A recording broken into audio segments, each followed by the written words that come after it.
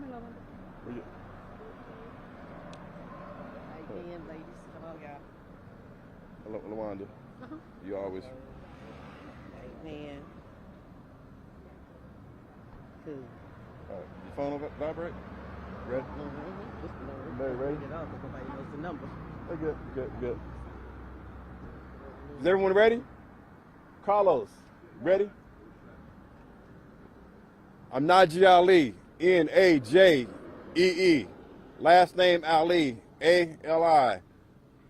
Director of Project Islamic Hope, member of Justice for Murdered Children. Today, Justice for Murdered Children, along with a coalition of advocates against murder and violence in our community, victims' rights groups are here united to say we do not support the resentencing of the Menendez brothers. We want to make that message loud and clear that we support victims of murder. The fact is, the Menendez brothers were convicted of killing both their parents, and what we call an execution. There's no way they should ever be released from prison for what they did. They've shown no remorse, and they have not accepted responsibility for the murders of their father and their mother. So our organization, along with many others, have always been for the rights of victims. And we will continue to be that voice for victims who've been murdered and can't speak for themselves. And that's why it's our organization's responsibility as activists and advocates for justice and for all victims of homicide and murder. So we believe the resentencing, possibly the Menendez brothers, is a travesty. They should not be resentenced. They should do every day that they earned and deserve. So they've already had their day in court. In fact, they had 2 days in court. The first trial and the second trial where they were found guilty of murder of their parents. So our position is clear. We do not support any possible resentencing. They've shown no remorse for killing their mom and their dad.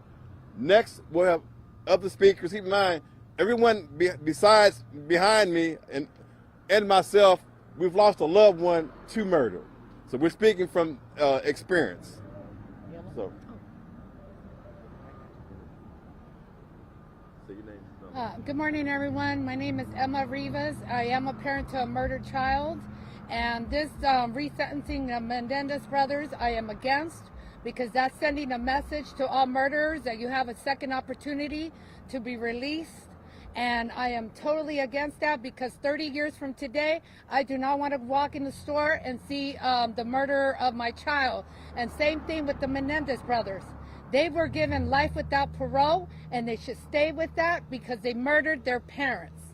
That's all I have to say for now. No, you gotta say your name. Emma, E-M-M-A, Rivas, R-I-V-A-S. Thank you, everyone. Say your name. Bertha Frere, B-E-R-T-H-A-F-R-A-I-R-E. And I believe that those Menendez brothers, if possible, since getting all the media attention, they're capable of the death penalty. That's what I think, because the dead don't have a second voice. And they already been sentenced to life. What makes us as a society to think what's wrong is right? So I stand, and I'm the voice of all the victims who've been passed on, and I'm standing for the future. Let this be a precedent that they not be released. Hi, my name is Enchantra Cardenas, and I'm a mother of a son that was murdered. And I feel that if we resentence them, then we might as well resentence everybody else. And then that is not right. They were adults when they committed the murders. They're held responsible for what they did. They showed no remorse, and I don't feel that they should be released at all. There's no second chances. We don't get second chances at all. We'll never have what they were able to do. They shouldn't be able to be set free and live their little happy life, because we don't get to live ours. Thank you. I'll bring up LaWanda Hawkins next, but it's very important that everyone understand this. The Menendez brothers were convicted of murder, and they were sentenced. They've already had their day in court. It sends a horrible message if they are brought back to be resentenced, because that'll open the floodgates to every murderer, everyone who's committed a cold-blooded homicide to be possibly resentenced. And that's why we're saying if you're convicted of murder, then you must do your time and what you were sentenced for. LaWanda? Good morning. Today, it breaks my heart as a co-signed of Marcy's Law and a mother of a murdered child.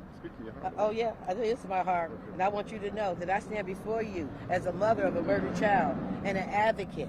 The proposed resentencing of the brothers who committed murder, who show no remorse and blame their victim, is concerning. It's an issue that affects us all. As someone who has experienced the murder of a murdered child, I understand the importance of holding offenders accountable for their action. However, being a crime victim does not give anyone the right to take a life.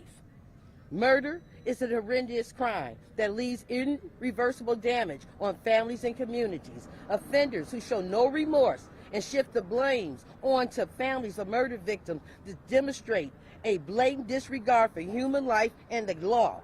Resentencing these individuals would not only undermine the justice system, but also perpetuates a culture of violence and victim blaming. As families of murder victims, we're tired of being blamed. Because every time one of them kill us, they try to blame us for the crime.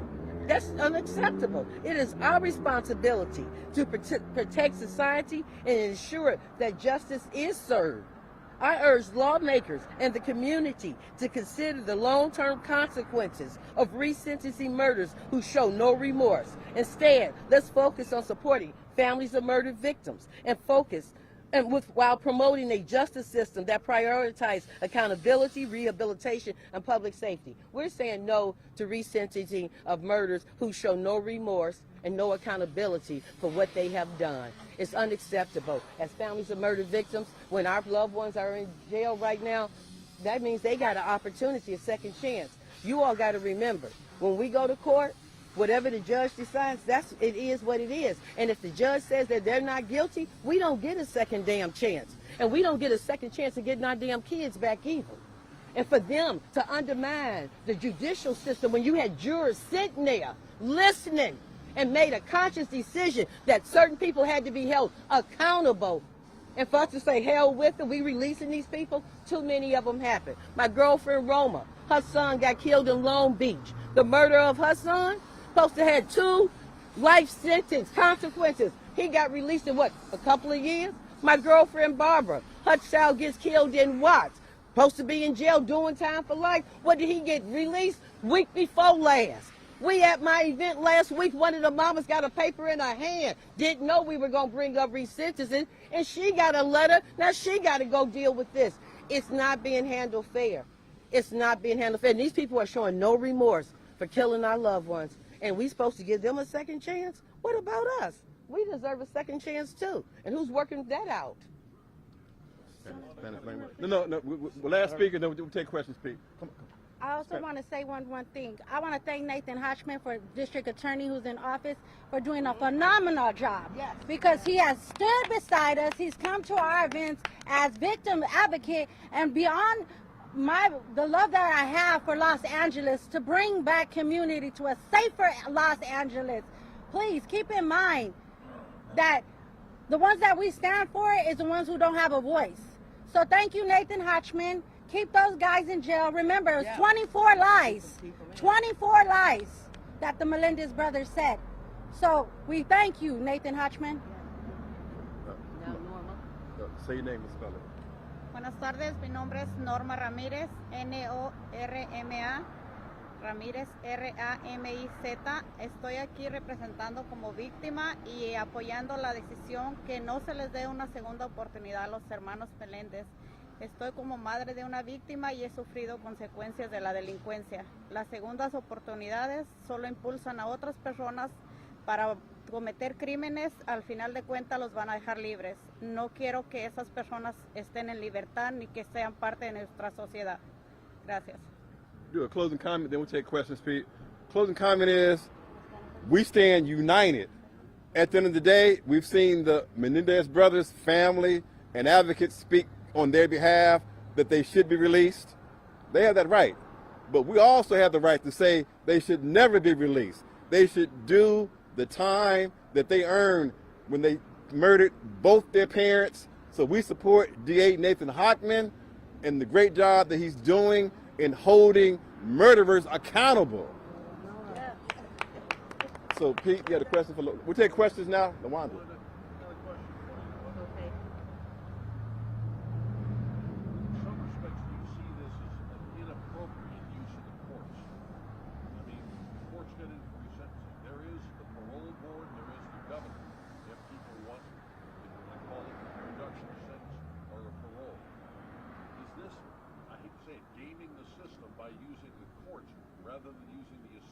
Protocols of the parole board of the governor of California. Yes, it is a game, and Gascon put this in place. And this is some of the backlash we're still dealing with this George Gascon and the laws that are in place. And they're using this as a game. They're messing up the criminal justice system and telling us, hey, it's a joke. And it's a lot of them that are doing this, and they're holding up the new cases that we're trying to get through with this resentencing. With all these people asking for this resentencing without showing no remorse for committing this crime called murder, not taking no accountability, it's backing up the whole judicial system here in LA County. Is there a way we should perhaps be looking at legislation to change aspects of resentencing so that the courts don't have a chance 15, 20 years after that we're going to redo this? The record is there, let it stand. That's what we're asking for. We're asking for, because we're not against resentencing, because we believe that certain crimes should be a resentencing on, because we understand the system. We are parents. We had children. We get it. But certain people who commit these crimes called murder, to show no remorse, blaming the victims, we think, no way. Especially when you look at the crime that they did, you got to take it into consideration. And so we do believe legislation do need to be amended to take this into consideration. And that's all we asking. That's what we're really saying. We're hoping some lawmaker will step up and say, we hear you guys. Let us look at it and make the change. Like I said, it's nothing personal against those two brothers, but we're saying that if you did that type of a crime, then baby, you need to stay in time and do the time. Let's keep it real. A life. Yeah, and just to add on to that, Pete, we have been in contact with State Assemblymember Mike Gibson's office to introduce possible legislation to ensure that you have been convicted of murder, that there is no resentencing. Because for murder, once you take someone's life, a person can't come back. They can't speak for themselves. That's why we're speaking on behalf of all murder victims. Terrell? The Menendez brothers have filed a habeas corpus petition. That means you get to check a whole lot of boxes to even get to the point of asking for a resentencing. They went to the same process that even Geronimo Jago Pratt had did. A man who was actually innocent in prison for 27 years before he was released. That's the same process the Menendez brothers went through. Are you saying there should be a retraction of habeas corpus regardless of the situation? No, what we're saying is, and thanks for the Geronimo Pratt question, because Geronimo Pratt was my big brother, my mentor. I actually worked to help get him free from prison because he was convicted of a murder that we knew he did not commit. He was framed. What we're saying is, with the Menendez brothers case, there's no question that they were both found guilty of murder. They admitted killing their parents. So there's a big difference, and that's the difference. As a follow-up, though, where do you stand on reformative justice? These were kids when they killed their parents. Something went wrong. They're either 17 and 19 or 18 and 20 years old when the crime actually happened. These weren't kids. These were grown adults who made a conscious decision to excuse me, can I finish answering the question, Terrell? Okay. These were not kids. These were conscious adults who made a conscious decision to murder their father and their mother. And then they went back and got more ammunition and blew their mother's face off.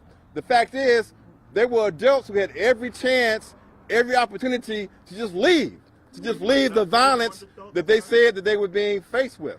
Can I They answer were not that? fully formed adults. I don't think anyone would agree that they were fully formed adults at the age of 17 and 19, or even at 18 and 20. Oh, sorry. No. Let me answer that question. My son was 20 when he got murdered by a 20-year-old. So a teenager killing, you call that a teenager? I mean, these were grown adults. No, my son was killed. My son was killed. My son was killed. These were two. Let me answer your question, sir. This was an 18-year-old and a 21-year-old that killed their parents. The most ultimate sin you can actually do in this world. It's just like my son. He was killed by a 20-year-old. My son was a 20-year-old. So where do you call the justice? So the guy that killed my kid shouldn't get any... In the Bible, it says... No. In the Bible, we can't use religion. I got it. We can't use religion, sir. Let me just say this, and we're going to move on to the next question. The facts are, we believe in grace. Yeah. We believe in redemption. Yeah. The fact is, the Menendez brothers never, ever have shown any remorse for what they did. None whatsoever. And that's a problem of why we can't support any possible resentencing for them, because they show no remorse for killing their mother and their father. Carlos? One of the things that we're going to look at is all the danger to the community, and it's also something to look at for this. What do you think of that? Because are they a danger to the community? That's one thing they're going to look at if they let them out.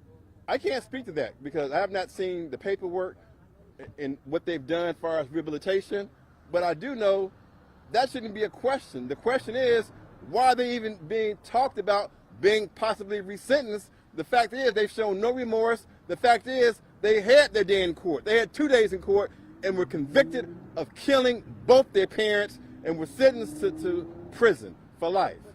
Without. So we just are saying that they've had their day in court. They show no remorse. We don't want anyone to be resentenced for murder. They show no remorse and accept the responsibility for their crime. So with that, we want to thank everybody for covering. And as I said, let me ask you one more question. Yes. With knowing what we know today about the sexual abuse that took place within that family, and the growing consciousness in America, not just Los Angeles, about sexual abuse, do you believe in your heart that if those two men were taken to trial today with that evidence, that they would have gotten the same sentence? Yes. Okay, first of all, the facts are there was no evidence presented. Not then, but I'm saying now. No. Well, excuse me. What we're saying now was the only thing that was said was allegations. There was never any proof. The facts are, when they had the first trial, they had every right to bring that up then as far as the allegations of sexual abuse. It was never brought up. It was never brought up. New evidence So, emerge that oftentimes can trigger But- either resentencing or a new trial. And that's happened multiple times with people who've been wrongly convicted. of course, And Yeah. and you would not be opposed to giving somebody a new trial or exonerating somebody who was wrongly convicted. And the question really is here whether or not these two men, and I have no opinion about this, okay, but under the current circumstances in this country, in this county, would there not have been a different verdict had those allegations been taken to court with evidence? That's my question. well, with evidence, of course. But at the end of the day, in this case, the Menendez brothers, there was never any evidence. Just ugly accusations against a father who can't speak for himself, who can't defend himself. And at the end of the day, these were two adults who had every right to leave if they were being abused in any shape, form, or fashion. Instead, they chose to murder their father and their mother. So with that, thank you for the press conference. Thank you. That's it.